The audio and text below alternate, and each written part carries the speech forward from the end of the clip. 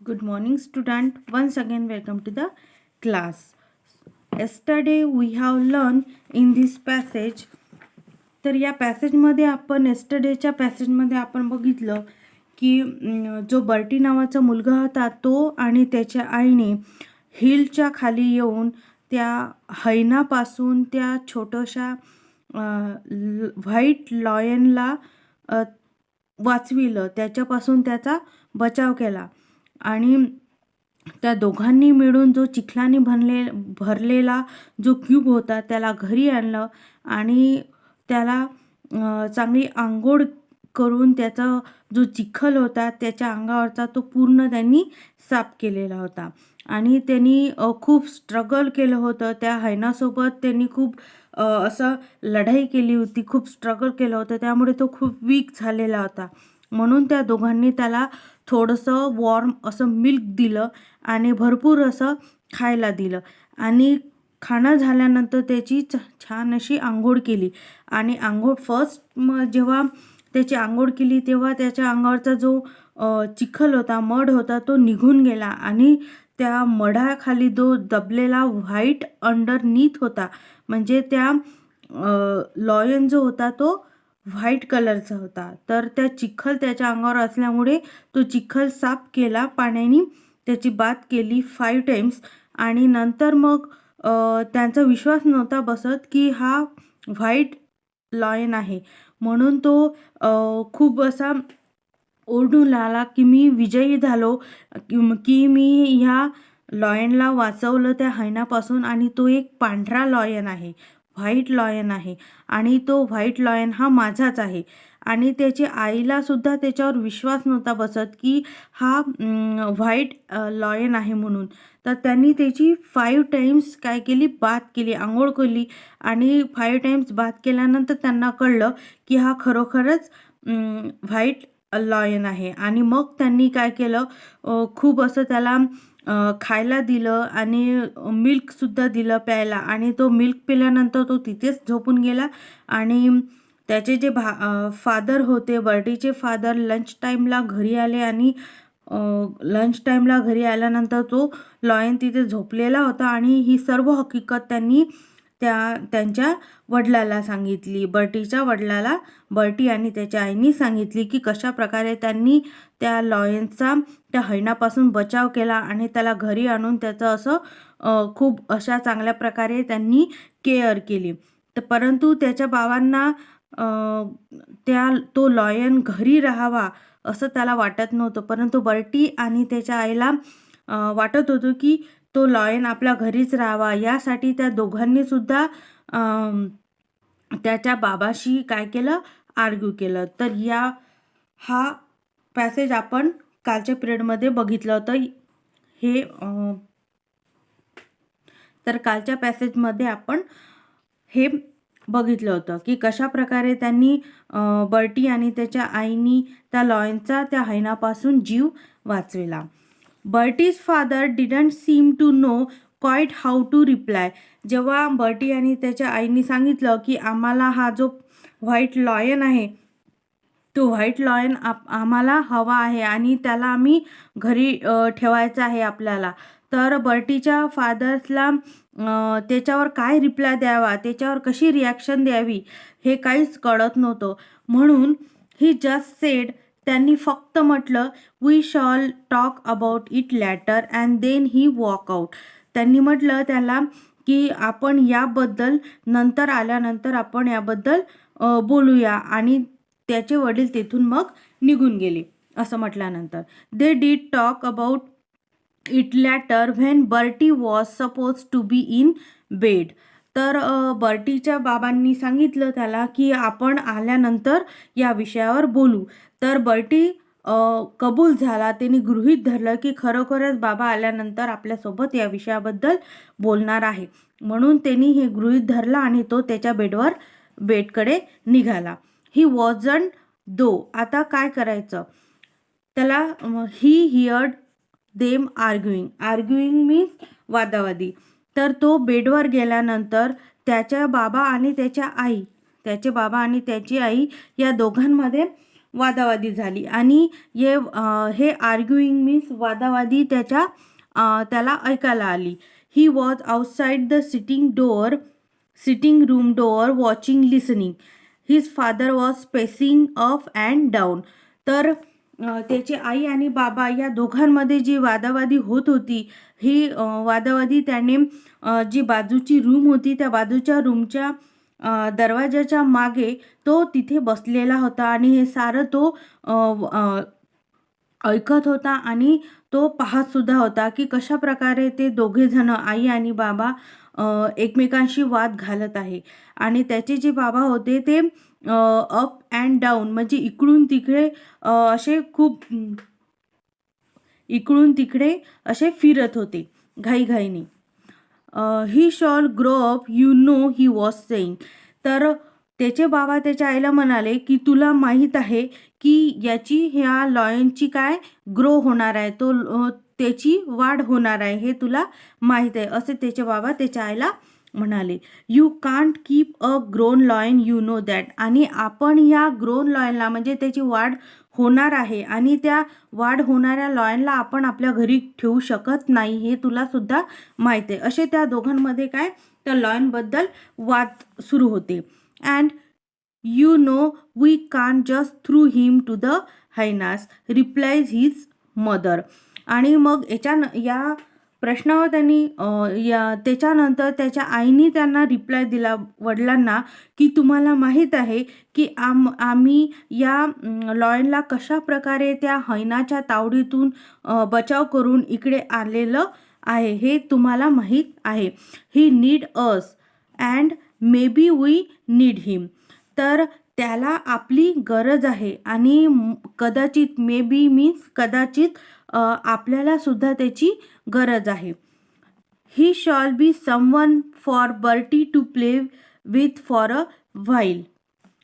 तर आणि बर्टीला खेळायला सुद्धा कोणीही नाही आहे, त्यामुळे त्याच्यासोबत खेळायला सुद्धा एखादा मित्र म्हणता येईल त्याला, तर त्याच्यासोबत तो खेळू सुद्धा शकेल त्या लॉयनसोबत. And then she added sadly. आणि नंतर ती अतिशय दुःखी झाली आणि दुःखी झाल्यानंतर ती सॅडली म्हणाली, आफ्टर ऑल मीन्स अखेर it's not as if he is going to have any brother and sister is it. आणि अखेर तुम्हाला माहीत आहे की या बर्टीला नाही कोणी भाऊ आहे आणि बहीणसुद्धा त्याला नाही आहे, जेणेकरून तो त्यांच्यासोबत खेळू शकेल बर्टी. तर अशी ती एकदम दुःखाने त्याच्या वडिलांना म्हणाली की अखेर त्याला भाऊ नाही आणि बहीणसुद्धा नाही ज्याच्यासोबत तो खेळू शकेल. नंतर मग all right then he said. त्याचे वडील परत तिला म्हणाले की ठीक आहे, ऑल राईट ठीक आहे, you can keep your lion. तर त्याच्या आईने अशा प्रकारे सांगितलं की कशा प्रकारे त्यांनी तावडीतून त्या हैनाच्या तावडीतून त्याला सोडवून आणलं आणि सोडून आणल्यानंतर सांगितलं की जशी त्याला आपली गरज आहे आपल्याला सुद्धा त्याची गरज आहे. तर हे आणि बर्टीला खेळायला कोणी नाही, तर तो बर्टी जर त्याला आपण घरी ठेवलं एक पेट म्हणून, तर तो बर्टीसुद्धा त्याच्यासोबत खेळू शकेल. हे सर्व ऐकून मग त्याच्या बाबांनी शेवटी निर्णय घेतला की ठीक आहे, you can keep your lion, तुम्ही तो लॉयन घरी ठेवू शकता. So the white lion cub came to live amongst them in the farm house. नंतर त्यांनी त्या व्हाईट लॉयनसाठी एक छोटंसं फार्म हाऊस तयार केलं, जेणेकरून तो त्या फार्म हाऊसमध्ये राहू शकेल. He slept at the end of Bertie's bed. आणि तो फार्म हाऊसमध्ये तो राहायचा, परंतु जेव्हा झोपायची वेळ येत होती तेव्हा बर्टीच्या बेडच्या एंडला तो तिथेच झोपून राहत होता. Wherever Bertie went the lion cub went too, even to the bathroom.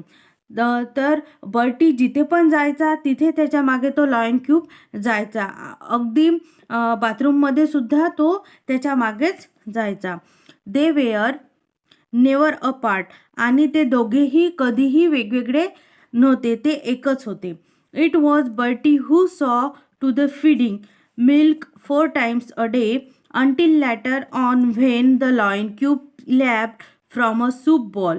तर बर्टीने बघितलं की त्याला जेवायला काय पाहिजे, दिवसातून 4 वेळा त्याला मिल्क पाहिजे आणि मिल्क घेतल्यानंतर त्याला एक बाउल भरून सूपसुद्धा प्यायला पाहिजे आणि अशा प्रकारे तो दिवसातून 4 वेळा मिल्क घ्यायचा आणि मिल्क घेतल्यानंतर तो एक बाउल सूपसुद्धा घ्यायचा. There was impala meat. Impala meat एक आफ्रिकेतील काय आहे ते एक काळवीट आहे. तर इम्फला नावाचं एक काळवीट आहे आफ्रिकेमधील. तर इम्फला मीट मीन्स मास. Whenever he wanted it and he grew fast. He wanted more and more of it. तर बर्टीने बघितलं की त्याला दिवसभरातून 4दा मिल्क पाहिजे आणि मिल्क घेतल्यानंतर त्याला एक बाउल भरून सूपसुद्धा पाहिजे आणि सूप पिल्यानंतर त्याला इम्पला नावाचं जे काळवीट आहे त्या काळविटाचं मीठ म्हणजे त्या काळविटाचं मांससुद्धा त्याला खायला पाहिजे आहे. तर अशा प्रकारे हे खाल्ल्याने त्याची वाढ होणार आहे आणि त्याची वाढ ही कशी होणार आहे, एकदम फास्ट होणार आहे, लवकर होणार आहे. त्यामुळे त्याला जसजशी त्याची वाढ होत जाईल तसतशी त्याला जास्त आणि अधिक जास्त प्रमाणात त्याला भूक लागेल आणि हे जे मिल्क आहे, सूप आहे आणि जे इम्फला मीठ आहे ते त्याला जास्त प्रमाणात खायला लागेल. तर नेक्स्ट पिरियडमध्ये आपण राहिलेला जो फर्दर पार्ट आहे तो आपण घेऊया. यावर आधारित काही हार्डवर्ड्स आहे आणि क्वेश्चन आन्सर सुद्धा ते आपल्याला बघायचं आहे. हार्डवर्ड्स: आर्ग्युइंग मीन्स वादावादी, पॅसिंग मीन्स वर जाणे येणे, lapped means lap, impala means आफ्रिकेतील एक काळवीट. Question B, answer this question. तर फर्स्ट आहे, what did the cubs diet consist of. तर ह्या लॉयन क्यूबचं जे डाएट होतं, जे जेवण होतं ते कसं होतं, काय खायचा तो, त्याचा आन्सर आहे the lion cub's diet consisted of milk 4 times a day. म्हणजे एका दिवसात तो 4दा दूध प्यायचा. Until later on when he lapped from the soup bowl. आणि नंतर दूध पिल्यानंतर तो एक बाउल भरून सूप घ्यायचा. And ate lots of impala meat. आणि त्याला खूप सारं असं इम्पला मीट म्हणजे इम्पला मांस त्याला खायला लागायचं. अशा प्रकारे त्याची क्यूबची डाएट होती, आहार होता त्याचा. तर हे आन्सर परत तुम्हाला 3 टाइम राईट डाऊन करायचं आहे. नेक्स्ट क्वेश्चन आहे, why did Bertie's father object to keeping a lion cub as a pet. तर बर्टीच्या फादरला हा जो लॉयन क्यूब आहे त्याला पेट म्हणून घरी ठेवायसाठी नकार का बरं होता.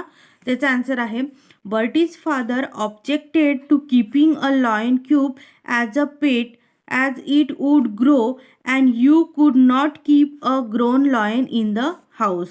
तर त्यांनी बर्टीच्या फादरनी ऑब्जेक्शन घेतलं होतं की आपण याला हा जो लॉयन क्यूब आहे याला आपण पेट म्हणून ठेवू शकत नाही, कारण याची वाढ होणार आहे या लॉयनची आणि याची वाढ झाल्यामुळे हा ग्रोन लॉयन आहे आणि याची वाढ होत असल्यामुळे आपण त्याला घरी ठेवू शकत नाही, असं ऑब्जेक्शन घेतलेलं होतं. तर हे आन्सरसुद्धा परत तुम्हाला 3 टाइम राईट डाऊन करायचं आहे. नेक्स्ट क्वेश्चन आहे, याच पॅराग्राफवर आधारित question number C. Read this line from the extract and answer the question that follow. तर ह्या उत्तरामधील हे लाईन आहे आणि या लाईनवर आधारित काही क्वेश्चन आहे, त्याचे आन्सर आपल्याला द्यायचे आहे. फर्स्ट आहे, he need us and maybe we need him. तर ही जी लाईन आहे किंवा त्याला आपली गरज आहे आणि आपल्याला सुद्धा त्याची गरज आहे. तर फर्स्ट आहे, who does he refer to here. तर हा जो शब्द आहे तो कोणाला रिफर्स केलेला आहे इथे, त्याचा आन्सर आहे he refers to the lion cub. Lion क्यूबला हा वर्ड्स रिफर्स केलेला आहे. परत 1 टाइम ते राईट डाऊन करायचं. नेक्स्ट आहे, why does the speaker use maybe while expressing his view.